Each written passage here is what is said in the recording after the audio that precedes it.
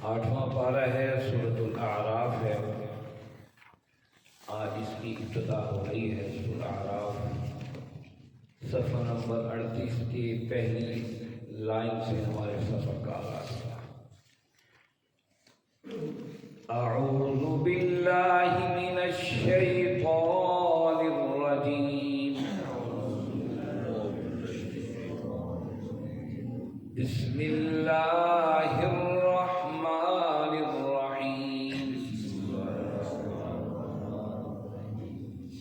الف لام میم صاد،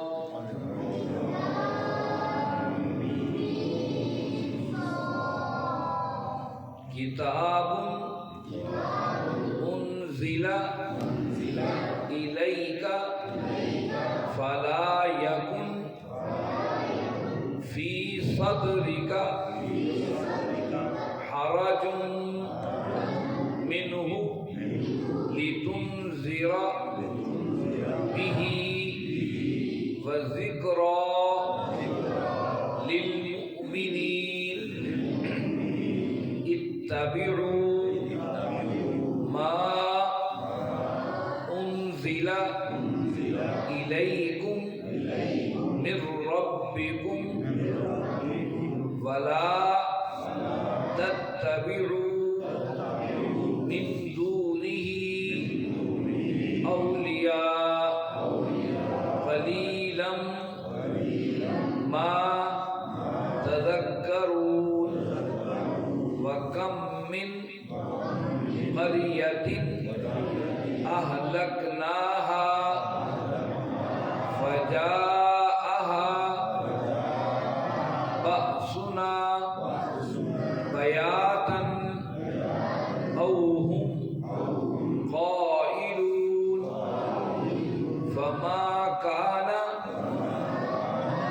دعواہم اذ جاءہم بأسنا الا ان قالوا انا كنا ظالمین۔ صدق اللہ۔ عزیز ساتھیو، تمام حمد و ثنا، تعریف و توصیف اس رحیم و کریم رب کے لیے جس کا رحم اور کرم وسع و وسیع ہے۔ اس کے بعد لاکھوں کروڑوں درود و سلام اس نبی مہرباں پر جنہوں نے اللہ رب العزت سے حق کو پا کر ہم تک حق پہنچانے کا حق ادا کیا۔ اس رب کریم کا لاکھاں کروڑہا بار شکر ہے، ہم نے سورہ انعام ہم نے مکمل کر لی۔ آج سے ہم سورہ اعراف شروع کر رہے ہیں۔ سورہ انعام تک 6 صورتیں بنتی ہیں اور آج ہم 7ویں سورہ اعراف کا آغاز کرنے لگے۔ اعراف اس سورت کا نام ہے، اور صورتوں کے نام جو ہوتے ہیں وہ پہچان کے لیے ہوتے ہیں، وہ صورتوں کے عنوان نہیں ہوتے۔ جس طرح کوئی مضمون لکھا جاتا ہے، اس کے اوپر ہائیڈنگ دی جاتی ہے اور اس پر ایک عنوان لکھا جاتا ہے اور سارا مضمون اسی عنوان کے گرد گھومتا ہے۔ صورتوں کے نام ان صورتوں کے عنوان نہیں ہیں، یہ صورتوں کی پہچان کے لیے نام رکھے گئے۔ جیسے بقرہ ہے، سورہ نساء ہے، آل عمران ہے، سورہ انعام ہے۔ اس سے مطلب یہ کہ وہ صورتیں جس میں گائے کا تذکرہ ہے تو وہ بقرہ ہے، جس صورت میں آل عمران کا تذکرہ ہے وہ سورہ آل عمران ہے، اس میں خواتین کے مسائل کا ذکر ہے وہ سورۃ النساء ہے۔ یعنی کہ اس صورتوں کے بتایا کہ حرف اس صورت کے اندر آیا ہے پہچان کی۔ اسی طرح اعراف کا لفظ بھی اس صورت میں آیا ہے، اس لیے صورت کا نام اعراف رکھا گیا ہے۔ اعراف کسے کہتے ہیں؟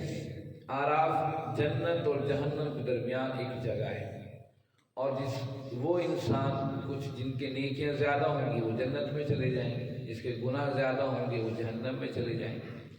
لیکن بعض انسان ایسے ہوں گے جن کے نیکیاں اور گناہ برابر ہوں گے، وہ کہاں جائیں گے؟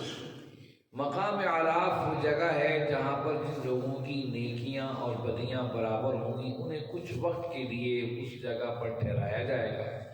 وہ جہنمیوں کو بھی دیکھیں گے اور جنتیوں کو بھی دیکھیں گے۔ اتنے جتنی اونچی جگہ ہوگی وہ دونوں کو دیکھیں گے.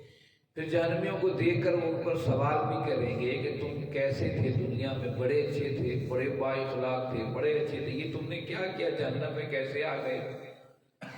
جہنمی ان کی باتوں کا جواب دیں گے. پھر جنتی لوگوں کو دیکھیں گے تو روئیں گے، کاش ہماری نیکیاں زیادہ ہوتی، ہم بھی جنت میں جاتے. وہ مقام اعراف ہے جس کا ذکر انشاءاللہ سورت میں اپنے مقام پہ آئے گا. اور اللہ کے نبی صلی اللہ علیہ وسلم سے صحابہ نے کرام نے سوال کیا، یا رسول اللہ صلی اللہ علیہ وسلم، اعراف کیا زندگی پر مقام اعراف میں رہیں گے وہ افراد، ان کا کیا ہوگا؟ فرمایا اللہ اپنی رحمت سے انہیں ایک دن جنت میں داخل کر دیں گے. یہ سورت کا نام اعراف ہے اور یہ 206 آیات اور 24 رکوعات پر مشتمل یہ سورت ہے اور قرآن مجید کی 7ویں سورت ہے. آئیے دیکھیے اس میں کیا ہے. بسم اللہ الرحمن الرحیم. الف لام میم صاد، یہ حروف مقطعات ہیں جو اللہ رب العزت نے مختلف صورتوں کے شروع میں لائے ہیں. 2 مدنی صورتیں ہیں، سورہ بقرہ اور سورہ آل عمران. باقی سب یہ مکی صورتوں کے شروع میں آئے ہیں. کسی صورت کے شروع میں صرف الف لام میم 3 حرف ہیں، کسی میں 4 حرف ہیں، کسی میں 5 تک، کاف ہا یا عین صاد تک کے یہ حروف آتے ہیں. یہ قرآن مجید میں حروف مقطعات ہیں. ان کا معنی اللہ کے علاوہ کوئی نہیں جانتا ہے، اور اس کا جاننا بھی کوئی ضروری نہیں ہے. اس لیے ضروری نہیں ہے، اگر یہ کوئی ایسے حروف ہوتے جو نامانوس ہوتے تو ضرور کہیں قرآن اور حدیث میں مشرکین جو ہر باریک سے باریک بات کو پکڑ کر اللہ کے نبی صلی اللہ علیہ وسلم پر اعتراض کر رہے تھے، وہ ضرور کوئی نہ کوئی اعتراض کرتے کہ دیکھیے آپ کہتے ہیں وَلَقَدْ يَسَّرْنَا الْقُرْآنَ لِلذِّكْرِ فَهَلْ مِن مُدَّكِرٍ، قرآن تو آسان ہے، اگر آسان ہے تو ان حروف کا معنی بتائیے. کوئی ہے کہ جس کو یہ قرآن نازل ہو رہا تھا اس وقت یہ الفاظ ایسے نہیں تھے جو انجان لفظ ہو. اس پر مفسرین نے بعض باتیں لکھی ہیں. بعض مفسرین یہ کہتے ہیں کہ جس طرح شروع میں آیا پہلی سورۃ الف لام میم ذالک الکتاب لا ریب فیہ، تو بعض مفسرین کہتے ہیں اس سے مراد یہ ہے کہ یہ حروف وہی تو ہیں الف لام میم یا الف لام میم صاد جو آپ اپنی زبان میں استعمال کرتے ہو، انہی لفظوں سے یہ قرآن مجید بنا ہے، انہی حروف کو تم اپنی زبان میں استعمال کرتے ہو. اب تمہاری زبان بھی انہی حروف سے مل کر بنی ہے اور قرآن مجید بھی انہی حروف سے مل کر بنا ہے. لیکن اس کے باوجود قرآن کا یہ چیلنج موجود ہے، فَأْتُوا بِسُورَةٍ مِّن مِّثْلِهِ وَادْعُوا شُهَدَاءَكُم مِّن دُونِ اللَّهِ إِن كُنتُمْ صَادِقِينَ، کہ اگر تم سچے ہو تو اس قرآن کے مقابلے میں کوئی ایک آیت لا کر دکھاؤ تو صحیح. گویا کہ یہ حروف معجز ہیں، معجزہ ہیں اور قیامت تک کے لیے معجزہ ہیں کہ تمہاری زبان بھی انہی حروف سے مل کر بنی ہے اور قرآن بھی انہی حروف کے ساتھ مل کر بنا ہے. اگر تم سچے ہو تو ان حروف سے کوئی ایک آیت ایک سورت بنا کے لے آؤ. بعض مفسرین نے کہا یہ ایک چیلنج اور ایک معجزے کے طور پر اللہ نے ان سورتوں کے شروع میں الفاظ درج کیے ہیں تاکہ لوگوں کا احساس ہو. اسی طرح سے جو سورہ اعراف ہے اس کا زمانہ نزول جو ہے یہ سورہ انعام سے کچھ عرصہ پہلے کا ہے. میں نے آپ کو شروع میں بتایا تھا قرآن مجید کی ایک ترتیب وہ ہے جس کو ترتیب نزولی کہا جاتا ہے. یہ وہ ترتیب ہے جس طرح بھی قرآن اترا، کبھی پہلی کوئی 2 آیات کسی صورت کی اتر گئیں، کبھی کسی صورت کی اتر گئیں، کبھی کسی کہیں اتر گئیں، کہیں اتر گئیں. یہ ترتیب نزولی ہے. قرآن مجید ترتیب نزولی کے مطابق نہیں ہے. یہ ترتیب وہ ہے جو اللہ کے نبی صلی اللہ علیہ وسلم نے اپنے صحابہ سے رب کے حکم پر درج کروائی. اس شکل میں قرآن بھی ہمارے پاس موجود ہے. کسی موقع پر صحابہ موجود ہیں تو سورہ بقرہ کی آیات نازل ہو گئی، کسی موقع پر آپ تنہا سفر میں ہیں، آپ کو حالات کے مطابق تو سفر کے حوالے سے اور قصر کے حوالے سے احکامات اتر آئے. کبھی آخری حج کے موقع پر کوئی ڈیٹیل پوری امت کے حوالے کر دی، اس موقع پر اتر آئے. یعنی کہ نزول کے اعتبار سے قرآن آگے پیچھے حالات و موقع کی مناسبت سے اترا ہے. لیکن اللہ کے نبی صلی اللہ علیہ وسلم نے اپنے رب کے حکم پر جو ترتیب لگوائی اسی ترتیب کے ساتھ قرآن مجید ہمارے پاس موجود ہے. تو سورہ انعام ہم نے پہلے پڑھ لی لیکن نزول کے اعتبار سے وہ آخر میں اتری ہے، اس سے پہلے سورہ اعراف اتری ہے. لیکن سورہ اعراف کا زمانہ بھی مکی دور کا آخری زمانہ ہے، کیونکہ اس میں سارے مضمون سورہ انعام کی طرح ہی چلیں گے، توحید، شرک اور رسالت کے حوالے سے۔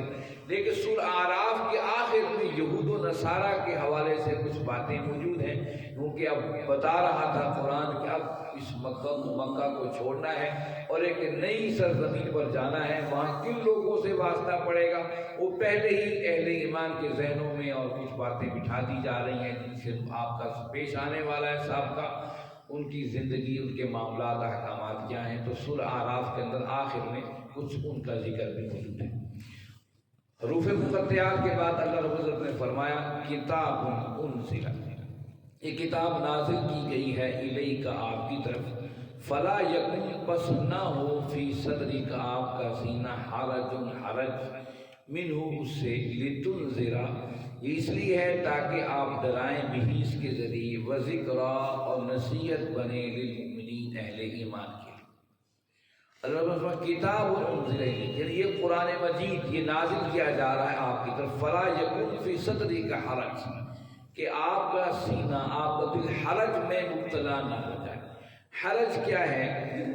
حرج عربی زبان کا لفظ ہے، حرج کا مطلب ہے اکٹھے ہونے کی جگہ۔ حرج کا مطلب جہاں پر کوئی چیزیں زیادہ اکٹھی ہوں، عربی زبان میں اسے حرج کہا جاتا ہے۔ جب درخت کسی جگہ بہت زیادہ اکٹھے ہوتے ہیں، یہ انسانوں کا ہجوم بہت زیادہ ہو، جہاں زیادہ اکٹھ ہو اس کو حرج کہا جاتا ہے۔ اسی لیے اس کا مطلب پریشانی بھی کیا گیا ہے، اس کا مطلب جو ہے انسان کی جو ہے وہ دل کی کیفیت کا اظہار کیا گیا۔ جب دل پر بہت زیادہ چیزیں ہجوم کر جاتی ہیں اس کو بھی حرج کہا جاتا ہے۔ اب دیکھیے قرآن اتر رہا تھا اور مسلسل 12 سال ہو گئے تھے مکہ کی سرزمین پر اللہ کا پیغام پہنچاتے۔ آپ صلی اللہ علیہ وسلم نے دن دیکھا تھا نہ رات، آپ کبھی مکہ کی گلیوں میں تھے تو کبھی طائف کے بازاروں میں تھے، آپ کبھی کہیں کسی جگہ، کبھی آپ کافروں کے پیچھے دوڑ لگا دیتے، کبھی حاجیوں کے سامنے اپنا حالت دل کھول دیتے۔ ایک مسلسل ایک تسلسل تھا، اس کے مقابلے میں لوگ بہت قلیل تھے جو ایمان لے کر آ رہے تھے۔ تو دل پہ یہ ہجوم پیدا ہو گیا، یہ پریشانی لاحق ہو گئی کہ میری دعوت کے اندر کمی رہ گئی ہے، کیا میں اس اسٹیمنا اور طاقت و قوت کے ساتھ لوگوں تک پیغام نہیں پہنچا رہا کہ لوگ اس پر جلد از جلد ایمان لے آئیں؟ اس کی وجہ کیا ہے؟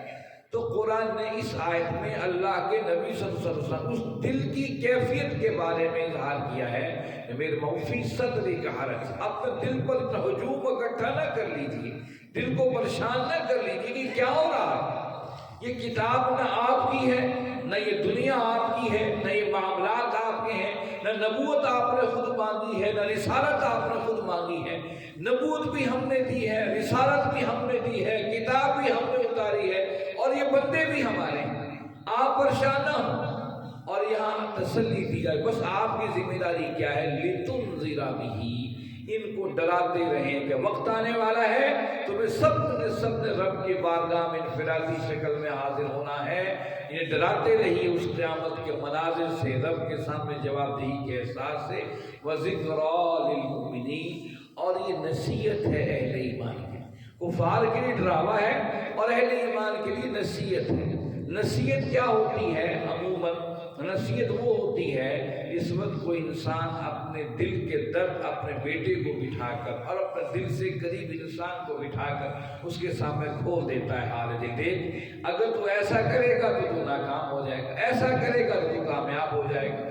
عموماً باپ اپنے بیٹے کو بٹھا کر دنیا کے گر سکھاتا ہے تو اسے نصیحت کہتے ہیں۔ دیکھیے لقمان علیہ السلام نے اپنے بیٹے کو بٹھا کر کچھ باتیں بتائیں کہ دیکھ اتنا تکبر نہ پیدا کر اپنے دل میں کہ تو نہ تو پہاڑوں کو چیر سکتا ہے نہ کچھ کر سکتا ہے، آج سے چل، والدین کی خدمت کر، شرک نہ کر۔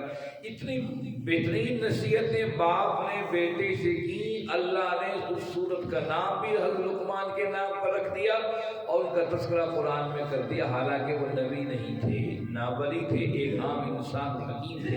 نصیحت کی عظمت کو دیکھیے، قرآن کا ذکر علی، اس لیے مومنوں کو اس قرآن اور اس کتاب سے ہی نصیحت لینی چاہیے اور یہ بہترین نصیحت ہے۔ اتبعوا ما انزل الیکم، پیروی کرو جو نازل کیا جا رہا ہے الیکم تمہاری طرف، من ربکم تمہارے رب کی طرف سے، ولا تتبعوا اور نہ پیروی کرو، من دونہ اس کے سوا، اولیاء کی، قلیلا ما تذکرون بہت ہی کم لوگ ہیں جو نصیحت حاصل کرتے ہیں۔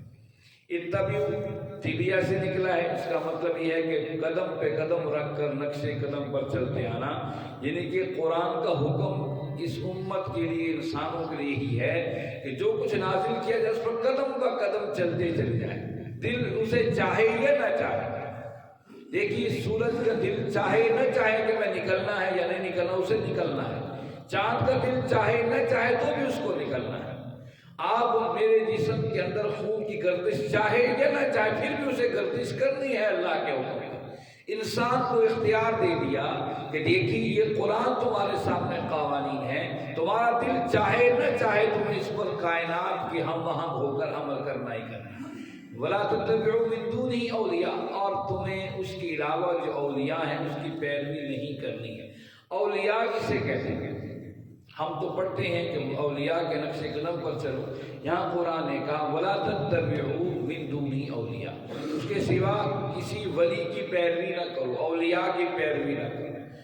تو ہم تو ولی کو بڑا اونچا اور بڑا اعلیٰ درجہ دیتے ہیں، قرآن ہمیں کچھ اور کہہ رہا ہے۔ اصل میں ولی کا معنی مفہوم سمجھنے کی ضرورت ہے۔ ولی کہتے ہیں قرب حاصل کرنے والے کو، ولی کہتے ہیں قرب حاصل کرنے والے، وہ چاہے اللہ کا قرب ہو یا شیطان کا قرب، جو قرب حاصل کرتا ہے اس کو ولی کہا جاتا ہے۔ قرآن نے اولیاء اللہ کا ذکر بھی کیا ہے، اولیاء شیطان کا ذکر بھی کیا۔ اللہ ولی الذین آمنوا یخرجہم من الظلمات الی النور، کہ ایسے اللہ کے جو ولی ہیں، جو اللہ کے قرب رکھنے والے ہیں، وہ لوگوں کو اندھیروں سے روشنی کی طرف لا کر کھڑا کر دیتے ہیں۔ تو اللہ ولی الذین یخرجہم من الظلمات والذین کفروا اولیاءہم الطاغوت، اور کچھ ایسے طاغوت کے اولیاء ہیں جو روشنی سے نکال کر پھر اندھیرے میں بھٹکا دیتے ہیں۔ تو گویا کہ ولی کا لفظی معنی قرب رکھنے والا، وہ قرب اللہ کے ساتھ بھی ہو سکتا ہے، شیطان کے ساتھ بھی ہو سکتا ہے۔ تو قرآن نے کہا وَلَا تَتَّبِعُوا مِن دُونِهِ، اللہ کے سوا، یعنی کہ اللہ کے مقابلے میں جو تم نے ولی بنا لیے ہیں، اللہ کے مقابلے میں جو کسی اور کے قرب کے متلاشی ہیں، ان کے بارے میں قرآن کہہ رہا ہے کہ من دونی اور ان کی پیروی نہیں کرنی۔ تو اللہ کے قرب کی بجائے دنیا کے قرب کے پیچھے پڑے۔ اب دیکھیے کئی ایسے لوگ نہاتے ہی نہیں ہیں، نمازیں ہی نہیں پڑھتے ہیں، روزے ہی نہیں رکھتے ہیں، وہ کہتے ہیں بس ہم اللہ کے ولی ہیں، اور ہمارے کہنے والے کہتے ہیں بڑا اونچا مقام ہے ان کا۔ اگر نماز معاف ہوتی تو سب سے محبوب ہستی تو محمد کریم صلی اللہ علیہ وسلم کی ہستی ہے۔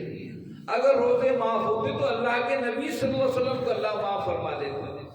گویا کہ ہمیں سمجھ جانا چاہیے شریعت کے راستے اور اللہ اور اس کے رسول کے احکامات کے راستے سے جو ہٹ کر اپنے جھنڈے کو لے کر کھڑا ہو، قرآن اسے من دونہ اولیاء کہہ رہا ہے۔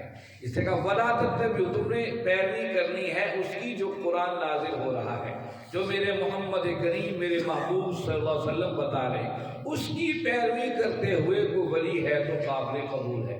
اس کی پیروی جو نہیں کر رہا، وَلَا تَتَّبِعُوا، قرآن نے سختی سے منع کر دیا ایسے اولیاء کی تمہیں پیروی نہیں کرنی ہے جو شریعت کے پابند نہیں ہے، اللہ اور اس کے رسول صلی اللہ علیہ وسلم کے احکامات کی پابند نہیں ہے۔ قلیلا ما تذکرون، بس یہ بات تھوڑے لوگ سمجھتے ہیں۔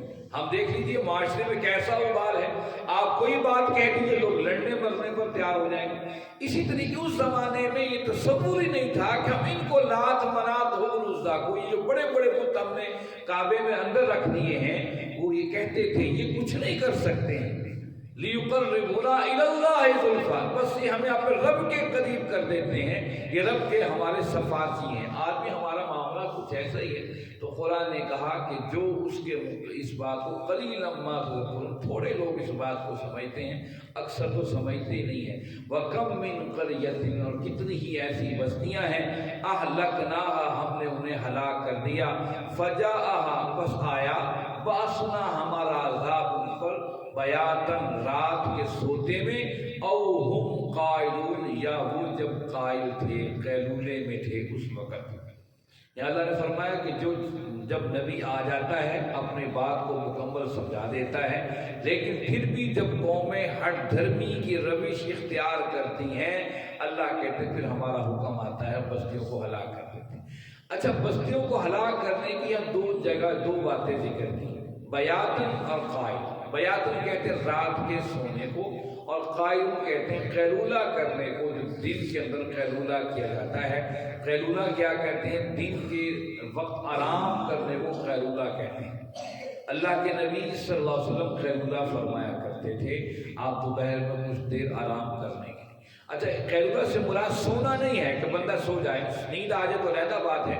قیلولہ کا مطلب آرام کرنا، دن میں کچھ راحت کرنا، آرام اور سکون حاصل کرنا۔ اچھا، عرب میں بڑی شدید گرمی پڑتی ہے، اس گرمی کی شدت کی وجہ سے رات کو لوگ سوتے ہی تھے، دن کے اندر بھی دوپہر جب درختوں پہ نیچے آرام کرتے تھے، تو قرآن نے بتایا کہ ہم نے بستیوں کو ہلاک کر دیا، رات سوتے میں بھی پکڑا اور دن کے اجالوں میں بھی جب وہ بڑے آرام اور راحت اور مزے میں تھے، ہم نے انہیں پکڑ لیا۔ لیکن اس میں ایک اور بات کی طرف بھی بڑا زبردست اشارہ ہے، وہ ہمارے ہاں بیماریاں عام ہو گئی ہیں کہ ہمیشہ جو لوگ جن پر اللہ نے عذاب نازل کر اللہ کا عذاب کے تذکرے کر رہے ہیں، ان کی دو تذکرے یہاں اشارتاً کر دیے۔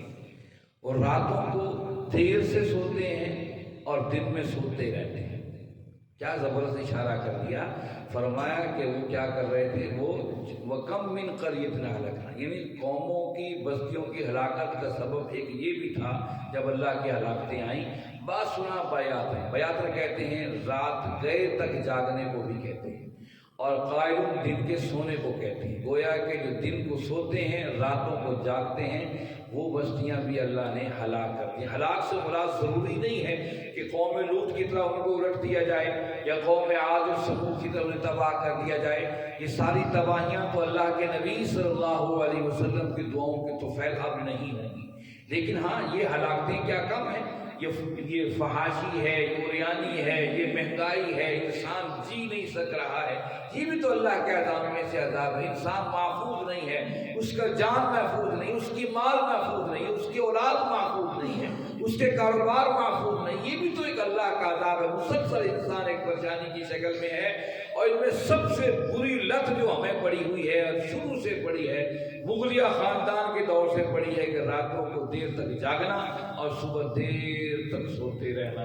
یہ ایک ایسی بیماری ہے جس کے بارے میں اللہ کے نبی صلی اللہ علیہ وسلم سختی سے منع فرمایا۔ آپ یورپ کے لوگوں کو دیکھیے، ان کی زندگی کا دیکھیے، وہ کیوں ترقی کر رہے ہیں۔ ان کی ترقی کی وجہ یہ بھی ہے وہ رات کو ٹائم نہیں سوتے ہیں، صبح جلد از جلد اٹھتے ہیں۔ یہ تو تاریخ ہے، جس وقت یہ بہادر شاہ ظفر اور مغلوں کی تاریخ تھی۔ انگریز صبح تڑکے آ کر یہاں دفتر لگا دیا کرتے تھے مغلوں کے قلعوں کے اندر اور بادشاہوں کے محلات کے اندر، اور 3 بجے دن کے 3 اور 4 بجے جا کر مغلوں کے بادشاہوں کی آنکھیں، شہزادوں کی آنکھیں کھلتی تھیں۔ سارا دن رات کے ناچ گانے سے، اور پھر جا کے وہ اپنی زندگی دوبارہ ناچ گانوں کے اندر مصروف ہو جاتے تھے۔ اسلام نے منع کیا ہے، تو یہاں بتایا گیا بَأْسُنَا بَيَاتٌ وَهُمْ قَائِمُونَ۔ ایک طرف بتایا کہ اللہ نے بستیوں کو تباہ کر دیا، اور دوسری طرف ہمیں بھی بتایا جا رہا ہے کہ ہلاکت اس وجہ سے بھی ہوتی ہیں کہ رات دیر تک عیاشیوں میں پڑے رہنا اور دن دیر تک چڑھے سوتے رہنا۔ اس لیے نماز اور یہ قرآن کلاس اس لیے ہیں تاکہ ہم صبح جلد از جلد جاگیں اور رب کے قرآن سے اپنے دن کی زندگی کو جو ہے آغاز کریں۔ اس میں رحمتیں بھی ہیں اور برکتیں بھی ہیں۔ اللہ رب العزت سے دعا ہے، اللہ رب العزت آپ ہم سب کو سمجھنے، اس پر عمل کرنے کی توفیق عطا فرمائیں۔ بآخر دعوانا الحمد للہ رب العالمین، والصلاۃ والسلام علی